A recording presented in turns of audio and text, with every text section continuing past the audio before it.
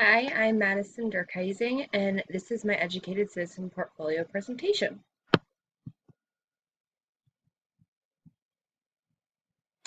So my public health issue was over the lack of mental health resources in Nebraska. So more than 43 million people that live in America struggle with some type of mental illness. This is really important to point out because mental illness is not just pinpointed in somewhere like Nebraska. It's everywhere. So we really need to look at why there is collectively a lack of mental health resources in America, but right now we're going to focus on why there's a lack of resources in Nebraska. So, although Omaha has had mental health resources before, they are slowly dwindling as time goes on. Um, I found a statistic that said nationwide there are about 15 psychiatrists per 100,000 people here in Nebraska, or 100,000 people. Here in Nebraska, that statewide average is about half that. So that's really important to point out because it shows a severe lack of mental health resources that we have here in Omaha, Nebraska.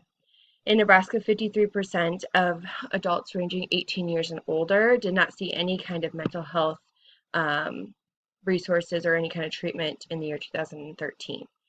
So the major source of the lack of mental health resources is it really boils down to the lack of mental health providers.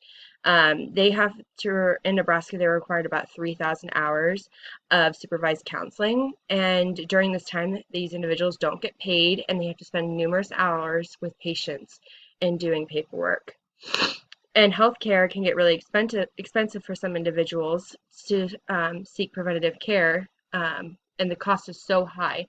The inability to afford the cost of care was the most common barrier of treatment in substance abuse and um, mental health care. So the biggest reason why I picked this project in particular was because I really have been affected by mental illness within this past year. I have been gone through a major divorce and a separation, and without the right support system of my parents, my friends, and everyone that supported me around it, I probably wouldn't be here today. So it's really important that those people that don't have those resources, like friends and family, get the resources they deserve, whether it's inpatient, outpatient groups, therapies, anything. So we need to start building that up and having that available for people to go to. So, relating this back to it being an educated citizen, we had to look at how it related to a reflective individual, an effective communicator, and a change agent. So my experience one with a reflective individual was when I was learning a new language in college. I knew I didn't want to do Spanish because I had done Spanish all throughout high school, and I kind of wanted to step out of my comfort area and learn a new language. So the other language that Methodist offered was sign language, and from what I heard in past, I knew that it was probably going to be an easy A class, and I was going to get through it and move on to my other classes I was excited for in nursing. Well, when I stepped in, the first night, I found out that my instructor was a um, full no hearing individual. She was fully sign language and she could not hear anything we were saying. She was very good at reading lips, but could not hear what we were saying. So I was very nervous and um, nervous that I wasn't going to pass the class. But as time went on, I learned the language and I fully developed into learning sign language, but I didn't ever think I was going to use it again. So, but when I had went to clinical one day, I had a patient that actually was deaf and used sign language. So I was able to communicate to her that way, and it was a really cool experience. So the lesson that I learned was to never stop reflecting on what is being taught and go into every situation with an open mind. So the application that I found that went with this reflective individual experience one was we need to look into more reasons as to why mental health resources are being scarce and what can be done to help improve the building of new resources. So my second experience would be when I was going to the hospice house for caring for dying individuals. So this experience was really huge to me because death and dying was a topic that I was going between with ICU or being a hospice nurse. So going to this experience I was really excited. I was nervous, but I was very excited. So I had went in and worked with a nurse one-on-one with another student, and we talked about why the patient was dying, how these things that were going on with them, what led them to where they are now, looking at cellular level things as to why what's going on with the patient, and really just learning how to be with the patient, being fully there with them during these very sensitive times of their end of life. So the lesson that I learned was never to take for granted what is being taught to me, and I will continue to learn new things all throughout life and all throughout nursing because I got a job in the ICU as a rotator, so I will continuously be using my critical thinking and my nursing skills, but also be learning so many new things with healthcare ever changing. So the application that I really focused on is we need to stop the dwindle of mental health resources and change what is being done to help spread awareness of the problem. If we help stop spread awareness of the problem, we can increase the amount of facilities that are there to help support people through mental illnesses. So next is being an effective communicator. So my experience one that I've had with that is doing diabetic education with a newly diagnosed diabetic. Um, so this was kind of huge for me because this was during my first medical surgical nursing rotation. It was when we were learning all kinds of new things about each system of the body, but we were also going through clinical. Um, and so I had to have a project done where I educated an individual, and it was kind of my first experience kind of going in and teaching a client kind of newly what they have been diagnosed with. So I was nervous because I was obviously the one going in with the nurse and teaching them all of this. So I wanted to know how she wanted to be taught, what she wanted to be taught, um, all those kinds of different things. So I went and asked all those questions. I went home and prepared all of the pamphlet I had arranged for her, looked up information, practiced it so many times that I probably said it in my sleep, and went the next day and taught everything to her. And we had an open discussion, and communication was really huge. So the lesson I learned was communication between people is what gains trust and builds strong bonds between patients and healthcare workers. Um, I had learned that day that communication was huge, and patients are not as scary as they they might seem.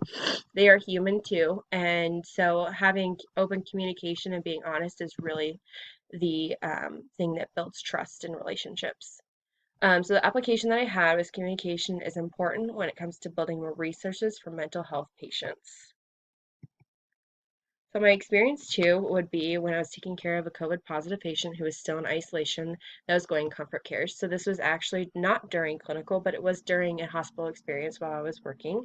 I just switched over to the ICU unit from a medical surgical unit, and I was really excited and was ready to learn everything that I could, being an ICU CNA, and it was right when COVID started.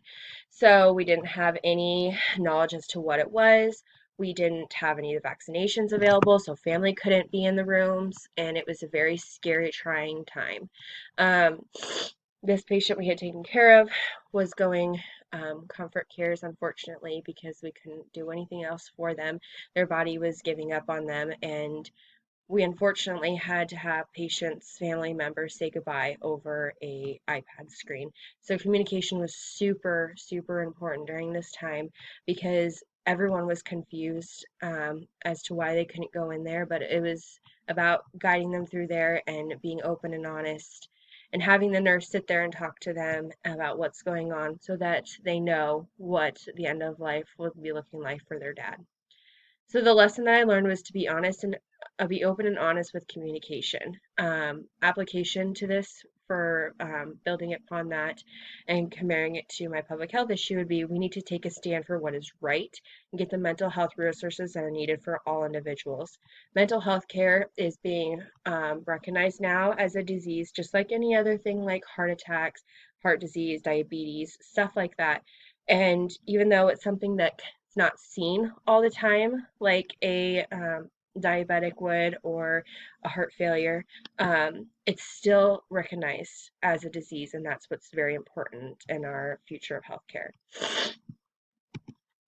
So lastly is changed agent.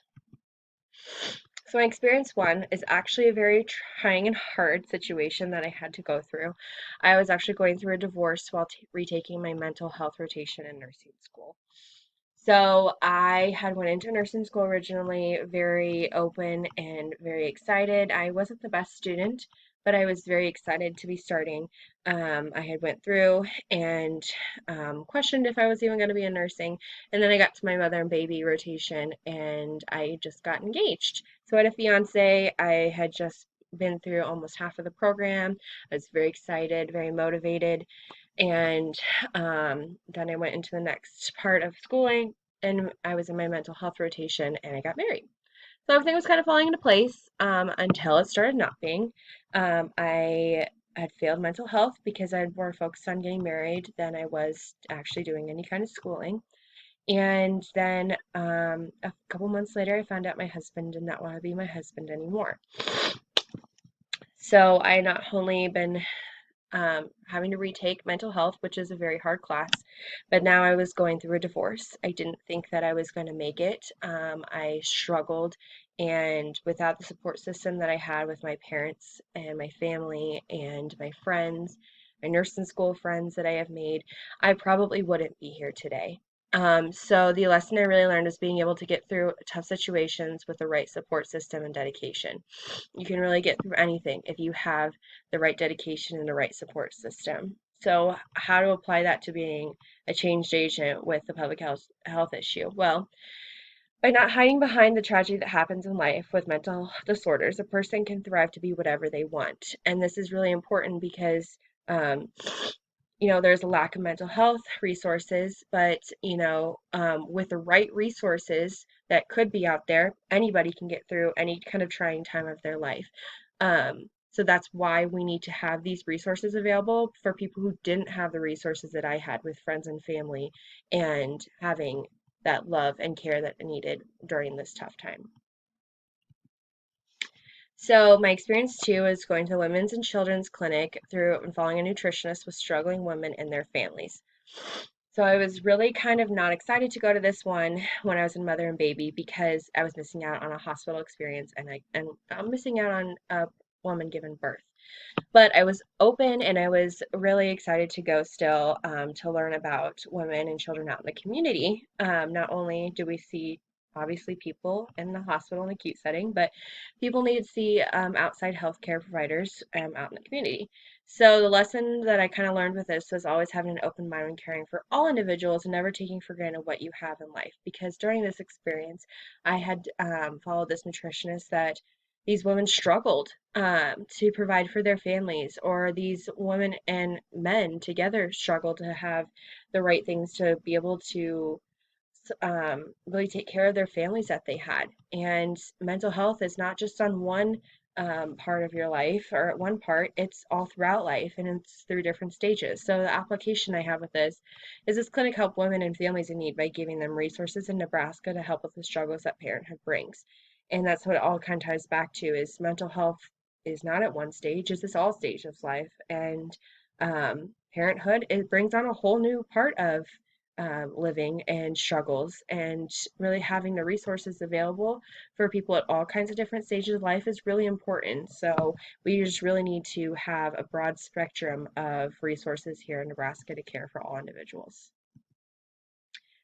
So, in conclusion, Nebraska Methodist College said it best: an educated citizen is a competent practitioner and engaged citizen who responds productively to the complex dynamics of the world, utilizing a diversity of disciplines and perspectives. Methodist has given me a well rounded education and a well rounded way of being an educated citizen. They've given me a strong voice so that I can help my patients and advocate for them during very trying times. I can reflect on past situations and learn from my mistakes. Um, Everything is about learning from mistakes and utilizing them in the future to make the right choices. I have gained communication skills and how to talk to patients. I have learned holism and being fully there with the patient during any time of their phase of illnesses or phases of life, and how to be the change.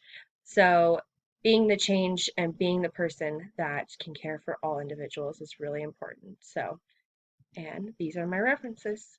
Thank you very much.